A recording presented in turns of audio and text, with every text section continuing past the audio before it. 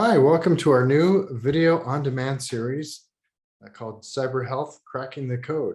I'm your co-host, Chris Bowen. I'm ClearDATA's CISO and founder of the company long ago with a bunch of talented folks. Today, I'm joined by our co-host, Sanjay Cherian. He's our Chief Strategy Officer. He is our co-host going forward. And in this episode, we're going to talk about some predictions that are coming up in 2022. Sanjay, let's talk about the explosion of digital health. What's going on there? What are your predictions around that? Hey, Chris. Great. Thanks for that intro. It's good to be here, kicking off this on-demand webinar series. I think one of the most fundamental things that we can't get away from is talking about how digital health has just been accelerated. Some people say by about 10 years, given the catalyst of the pandemic, and the fact that that pandemic has sort of forced us to think about the costs of physical contact, and that's pushed things like virtual care and remote patient monitoring and digital pharmacy. And I think with that comes some inherent risks. We're now sharing a lot of healthcare data across digital modalities, across cloud, from on-prem, and stewards of that health information and that protected health information need to really think about how they govern it, how they protect it, as we increase data liquidity, so to speak, across these different systems of record. So I think that's really going to be a big issue. How do we protect that data? Boy, I tell you, data explosion is no joke. It's in the zettabytes now, and it's most of the data was created within the last 2 years alone. The data map project, it's a Harvard project that tries to track a patient interaction and where their data goes.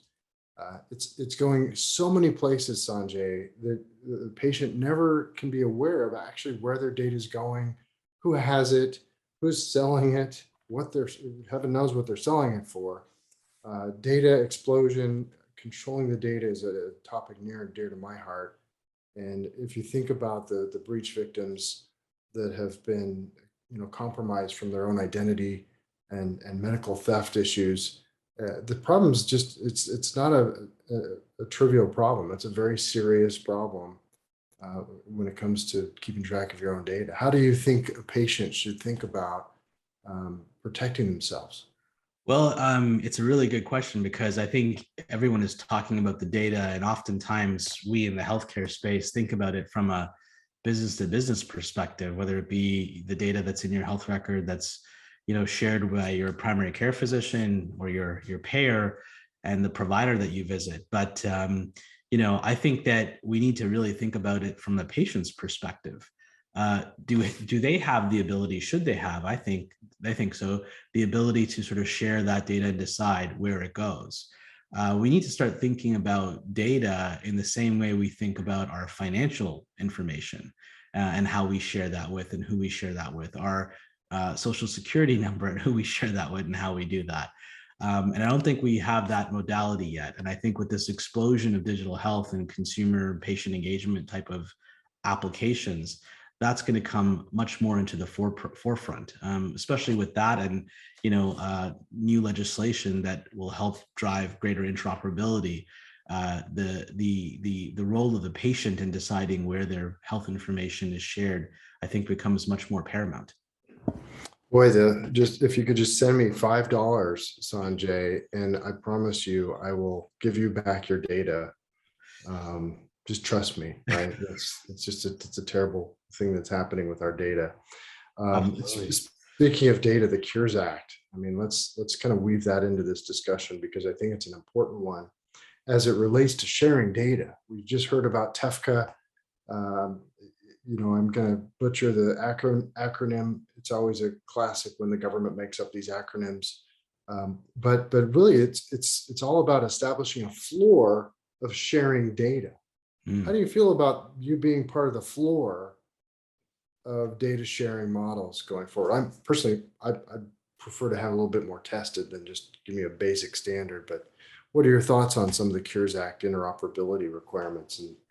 Yeah, I think this is interesting, because outside of healthcare, we live in a bit of an API economy, right? I mean, I set up a an online trading account recently to try to teach my kids a little bit about investing. And it's interesting. There's this company called Plaid that is effectively the broker between a number of different financial institutions and online brokerages.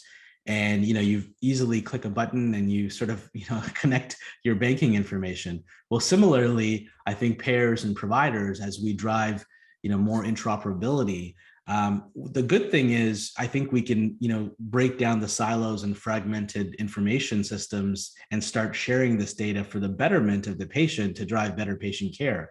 However, as that interoperability becomes more mainstream, I think attackers will focus on compromising those APIs, which are the conduits of that integration and interoperability. And I think that that's something that when you look at the cybersecurity landscape, isn't an area that's really discussed a lot, and how we protect and lock down those APIs, how we secure them. So I think that's a secure integration is going to become really important, because I think that could be a vector of attack for threat actors. Well, I wish Equifax would have not let everybody's data get compromised. I just got notice from Equifax that the settlement finally came in, and they gave me 4 years of credit monitoring. So I'm so thrilled about that. That, in addition to the Office of Personnel Management for the breach that happened with the federal government a few years ago. Yeah, I'm getting tired of these breaches. Breaches are tough. Before I jump into that topic, though, I want to just kind of talk a little bit more about some of the API topics that you just brought up. A couple of things that are near and dear to my heart with APIs are understanding the data pools. What are the necessary data pools? How do you, in this TEFCA world that's coming up, how do you help our development friends understand the need for minimum necessary data pools, standard interface conformity, for example, limitations on data visibility as it relates to data pools. I remember working in one of the hospitals that is still one of our customers, and the EMR wouldn't just give you one patient record, it would give you 50 at a time, because that was just the way they programmed the batching. How do you think we can help our development friends overcome some of these limitations in privacy by design? I think you brought up a really important point: privacy by design. I think that is, the way that we need to sort of approach this from a development perspective. I'll give you a really practical example. There's a proliferation of digital health apps out there that will help you book a visit with your physician, to set up that up, or any clinician for that matter. They have to have hooks or APIs back into electronic medical record. There is no real need to expose all of that medical record data for an online booking application. In fact, you could simply just expose the calendar module and certain data sets. So the idea of sort of privacy by design is really looking at how you design these systems, and in this case, these integrations with privacy at the forefront, establishing a minimum data set, all that's sort of necessary for that function, but then having the right checks and controls and balances afterwards, right? So I think it's a trust but verify type of system, and we need to think about that, particularly as we're integrating a whole bunch of third-party applications with legacy systems of records. And so data stewards, payers, providers, who are largely the data stewards of some of these large data holdings, need to think about that as they're designing these new systems and designing these new integrations. Yeah, do you think, and I'll go past this topic here shortly, but it's just such a fascinating one to me. FHIR versus HL7 talk. I mean, how do you think FHIR is a better way to share some of this data, or at least empower it? I guess XML is so much more powerful, I suppose. What are your thoughts? I mean, I think it is. I think XML and sort of the advances that have been made with FHIR over HL7 allow it to be, the sort of standard. I'm definitely not a FHIR expert, but as I understand, there are security tags in FHIR that can be leveraged for that. I would say, linking this to the conversation around patient data, we need to think about this perhaps with some of the new architectures around there, like zero trust or like distributed ledger technology, to see if there are some innovative ways we can do that, but also put the control in the patient's hands around how it's shared. And so that's how and I think FHIR would allow us to do that. I think those more advanced protocols have optionality in that respect. There are definitely some business models out there around that. Let's shift now to the bad guys for a second. We just went through the CISA director called it one of the greatest vulnerabilities that she has seen in her career, and this was the Log4j vulnerability. One of the things that we had to do for our customers was behind the scenes make sure that they were protected by blocking malicious traffic. Close to 500,000 different attack events that we were able to see in just a few short weeks that were thwarted thanks to some of our managed defense. Why do you think that vulnerability was so prevalent and so alarming, Sanjay? Well, I mean, I think that generally healthcare as an industry has been lagging behind in terms of security controls and protocols. There is a study by the Poneman Institute that sort of looks at healthcare compared to other industries, and they put them in the 25 to 30% in terms of coverage for vulnerabilities like this. And so that's a problem when you have an industry that's sort of at that kind of stage level or that maturity level. You compare that with some other industries like financial services, which is more in the 70 to 80%. And I think it also is a reflection of how we as a society view our data holdings in terms of order of priority. But I think that there's a gap there in terms of the maturity model. And I think as we move into the cloud and move away from sort of on-premises data models, we need to think about vulnerability management and security controls from that respect. And I think that's probably one of the reasons why it's impacted healthcare so much.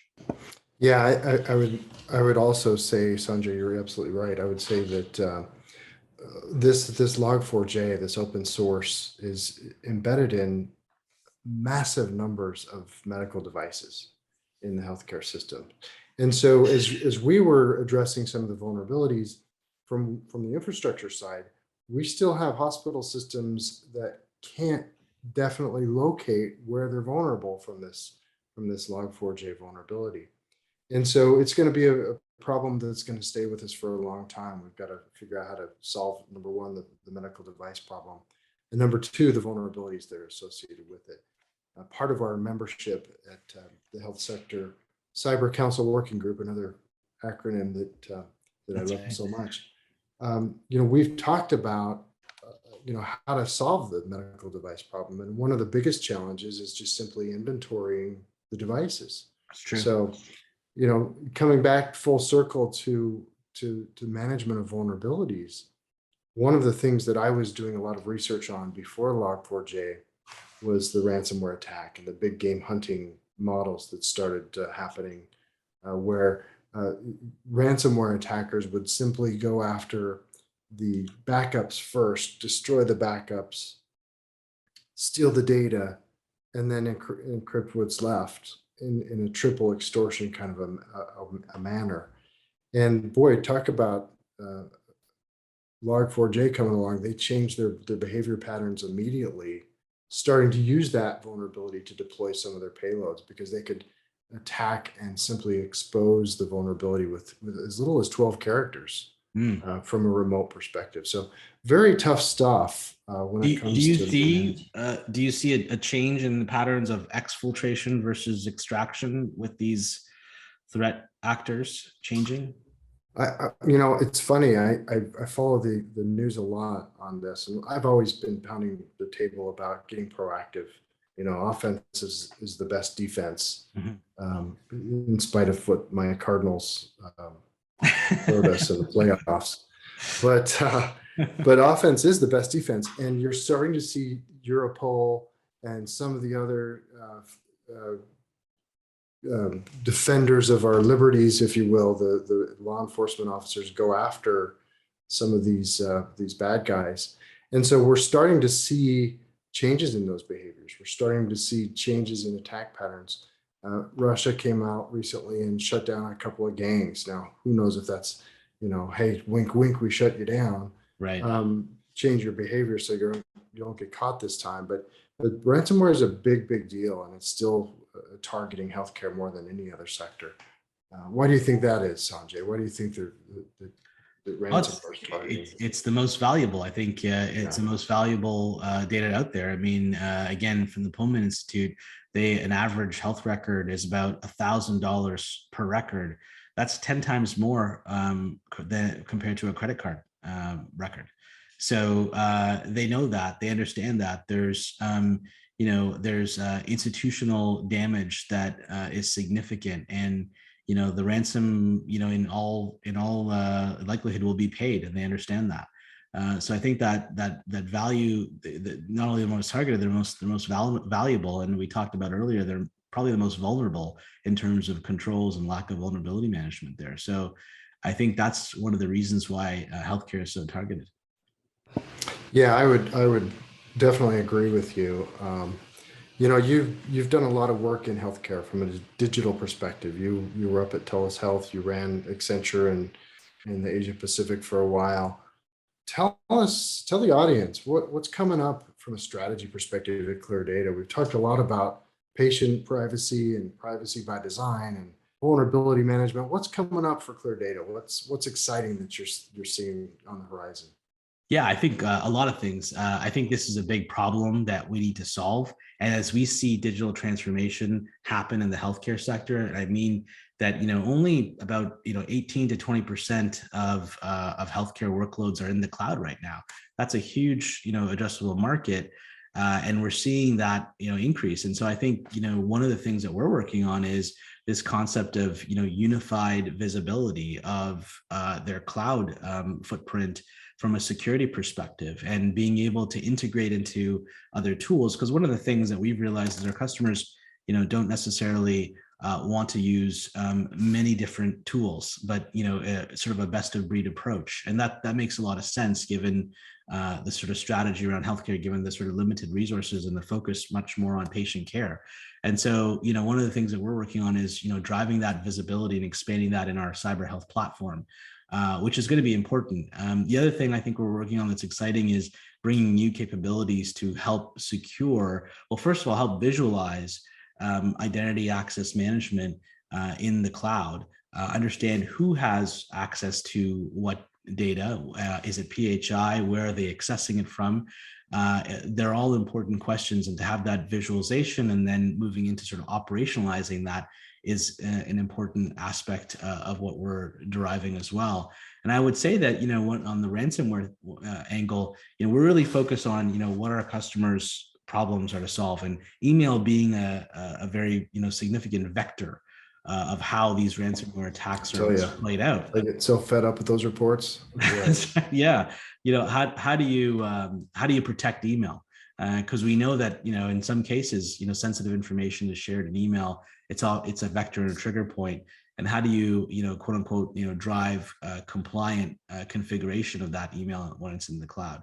So these are new capabilities that I think, we've launched and are in the middle of sort of launching more that I'm pretty excited about. And then, how do we think about the future in terms of, helping with, defining how you securely share this information across the cloud ecosystem is something that we're pretty excited about and working on as well. So I think there's a lot of new capabilities we're bringing on the cyber health platform. There's a lot of focus around our MSP service, being able to protect our customers in better ways by leveraging that platform that I'm pretty excited about. Well, we only have a few minutes left. I want to thank you for joining the podcast, since you are the co-host. Appreciate that. Exciting stuff coming up at ClearDATA. We're excited to continue to get ahead of these trends in healthcare and privacy and making sure that our customers and patients are protected. So thanks for watching our first episode of Cyber Health, Cracking the Code. Be sure to visit our resource hub for more helpful information and watch our monthly Cyber Health podcast. We'd love to have you join us. Thank you. Thank you.